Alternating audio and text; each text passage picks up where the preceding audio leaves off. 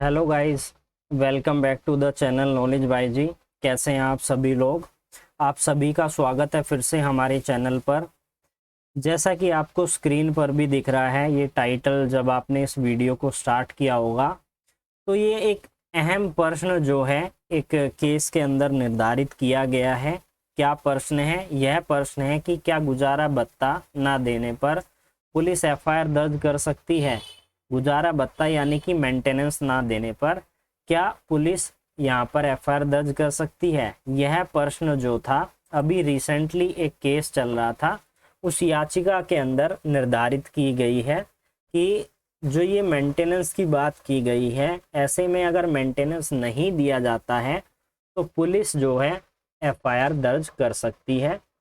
अभी रिसेंटली जिस जजमेंट के बारे में आज हम इस वीडियो में डिस्कस करेंगे, उसी जजमेंट के अंदर यह बात निर्धारित की गई है।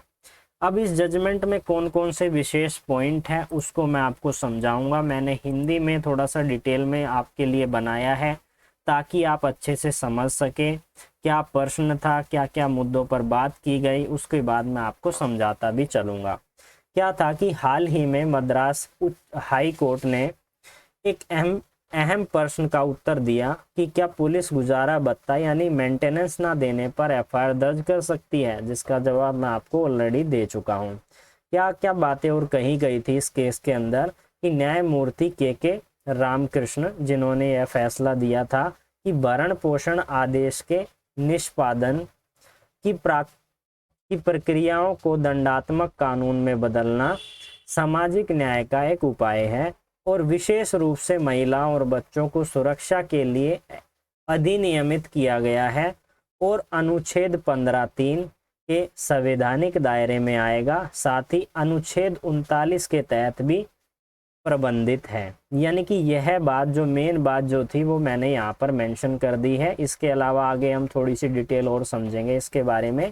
क्या कहा गया है कि जो ये भरण पोषण ये मेंटेनेंस की बात की गई है, अगर नहीं दिया जाता है तो वो एक दंडित कानून के अनुसार यहाँ पर उसको दंड दिया जाएगा और इसी को हम न्याय कहेंगे। न्याय का एक उपाय है और इन अनुच्छेद के अनुसार भी उसे शामिल किया गया है।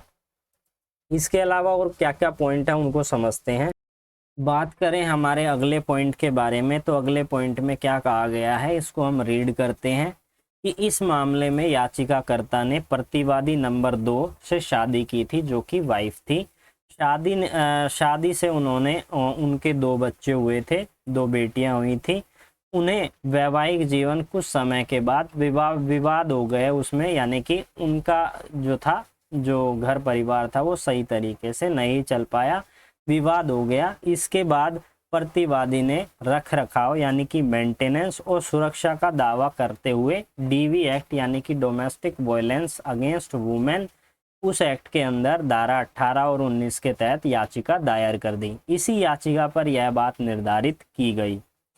न्यायिक मजिस्ट्रेट के द्वारा प्रतिवादी जो था उसको कितना 3,000 रुपये यानी कि वाइफ को 3,000 रुपये और उसके बच्चे को 5,000 रुपये का मेंटेनेंस देने का आदेश पारित कर दिया। साथ ही उसे सुरक्षित यानी कि उसे सुरक्षा देने का भी आदेश जो है दे दिया गया। अब आगे क्या कहा गया उसको भी समझ लेते हैं। इससे व्यथित होकर याचिकाकर्ता ने एक अपील दायर कर दी कि ये जो मेंटेनेंस क्लेम की जा रही है मुझसे ये सही नहीं है, तो उसे आंशिक रूप से अनुमति दे दी गई और पत्नी को दिया गया गुजारा भत्ता रद्द कर दिया गया। जैसे ही उसने याचिका लगाई, व्यथित याचिका जो उन्होंने लगाई हस्बैंड ने, उसके बाद जो है मेंटेनेंस रद्द कर दी गई। लेकिन बच्चे को 5,000 रुपये की पुष्टि की गई। बच्चे की यहाँ पर मेंटेनेंस जो था वो बंद नहीं किया गया।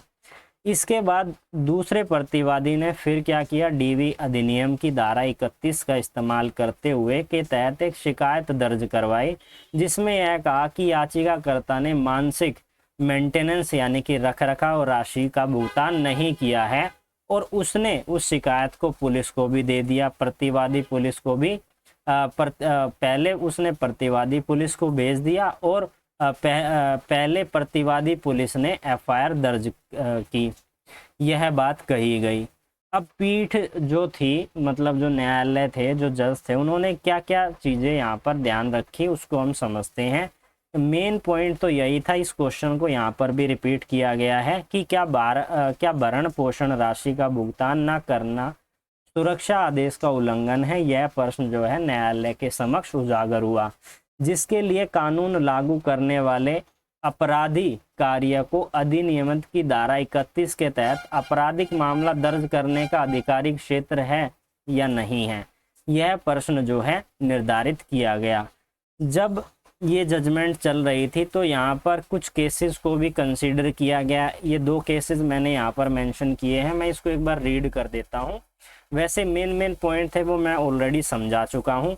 क्या था, पहला भगवान दत्त वर्सेस कमला देवी का केस था। इस केस में, इस मामले में एक गौर किया गया कि यह माना गया था कि उसका उद्देश्य किसी व्यक्ति को अपने पत्नी और बच्चे के संबंध में सजा के प्रति नैतिक दायित्व निभाने के लिए मजबूर करता है और एक सरल, त्वरित लेकिन सीमित राहत प्रदान करके वह यह सुनिश्चित करना चाहते हैं कि अपेक्षित पत्नी और बच्चे को समाज के कबाड़ के ढेर पर भिखारी और निराकित ना छोड़ दिया जाए। इस तरह उन्हें अपने जीवन के लिए आवारापन, अनैतिकता, अपराध के जीवन की ओर से ना धकेल दिया जाए। मजिस्ट्रेट को अनुभाग द्वारा वजह निवारक की प्रकृति में अधिक है और यह निश्चित रूप से दंडनीय नहीं है। पहला यह केस था। दूसरा केस क्या था, इसके अलावा उच्च न्यायालय ने डैनियल लतीफ़ी, ये लतीफ़ी है, इसको आप ठीक कर लीजिएगा, लतीफ़ी बेनाम बाढ़ संघ के मामले में का हवाला देते हुए, जहां पर यह माना गया था कि यह कहना एक छोटी सी संभावना है कि ऐसी महिला को उसके आजीवन के लिए धन के रूप में मुआवजा दिया जाना चाहिए और ऐसी राहत दी जानी चाहिए जो शामिल हो लिंग और समाज एवं न्याय को सुरक्षित करने के लिए बुनियादी मानव अधिकारों को सभी धर्मों को व्यतीत द्वारा सार्वभौमिक रूप से मान्यता प्राप्त है। इसके अलावा आगे पीठ ने क्या कहा, इसको भी थोड़ा सा समझ लेते हैं। पीठ ने कहा कि इसका उद्देश्य गरीब महिलाओं को दंड प्रक्रिया संहिता के तहत शीघ्र स्वास्थ्य होने के लिए दर दर भटकने की स्थिति को खत्म करना भी है। यानी कि मेंटेनेंस जो क्लेम की जाती है, इसका पर्पस यह भी है ताकि वो दर दर ना भटके। एंड उसके बाद क्या कहा गया, दंड प्रक्रिया संहिता के अंतर्गत निवारक भरण पोषण मेंटेनेंस, यानी कि मेंटेनेंस कार्रवाई का उद्देश्य से दंडित कार्रवाई के पूर्व परिवर्तन हो गया है। अर्थात भरण पोषण कार्रवाई का उद्देश्य किसी व्यक्ति को उसके पिछली उपेक्षा के लिए दंडित करना नहीं है, बल्कि पत्नी को इसके लिए बाध्य कर आवारागर्दी को रोकना समर्थन के नैतिक दावे के रूप में भुगतान करे।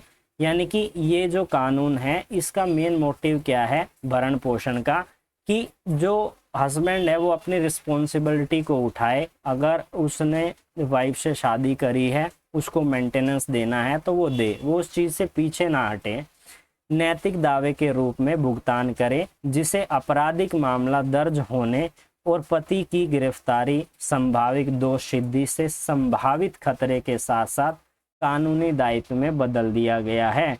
यानी कि यही कह रहा है कि वो जो हस्बैंड है वो अपनी रिस्पॉन्सिबिलिटी निभाए।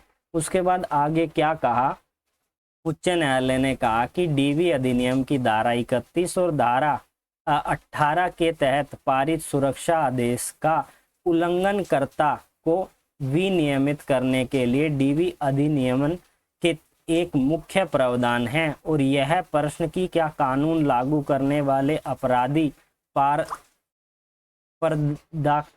पर्दाकारी के पास रख रखाव भत्ते का भुगतान न करने पर अधिनियम की धारा 31 के तहत प्रावधान मामला दर्ज करने का आधिकारिक क्षेत्र है। ये क्या कह रहा है, ये वही बात कह रहा है कि अगर वो मेंटेनेंस क्लेम नहीं करता है तो धारा 31 के अनुसार उस पर पूर्ण जो है मुकदमा दर्ज करने का अधिकार उनको मिल जाता है, जिससे अधिनियम की धारा 18 के तहत सुरक्षा आदेश का उल्लंघन माना जाएगा।